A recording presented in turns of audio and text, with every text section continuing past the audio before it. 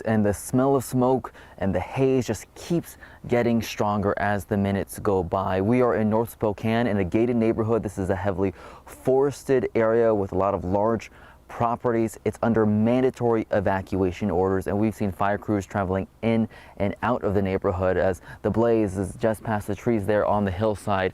Right now, though, it is impossible to see because the smoke is just so thick. This is a huge difference compared to just an hour ago when we could actually see the flames from where we're standing. Here's video we captured earlier this morning that shows that blaze on the hillside.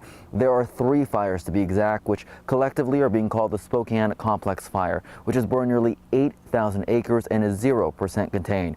So far, no deaths or injuries have been reported, but the damage has been widespread and severe. Let's go ahead and show you video of some of that destruction. Over 600 structures have been damaged, and officials are calling this the most destructive fire in state history. Over 60,000 people have been evacuated and counting. Last night, there were expanded evacuation orders. Governor Bob Ferguson said he spoke to President Trump, who has expressed support.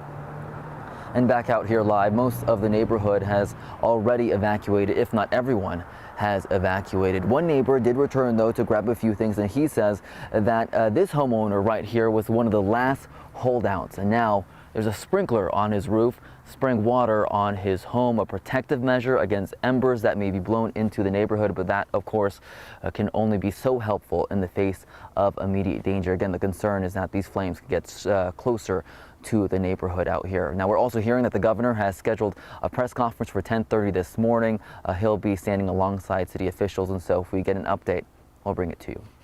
In Spokane, I'm Christian Balderas, King 5 News. Just devastating, Christian. Thank you. So families in Spokane County, many left with nothing. Some who've left their homes say they may not return. I don't think I'm going to rebuild here because I don't ever want to have to relive a fire coming up this hill again.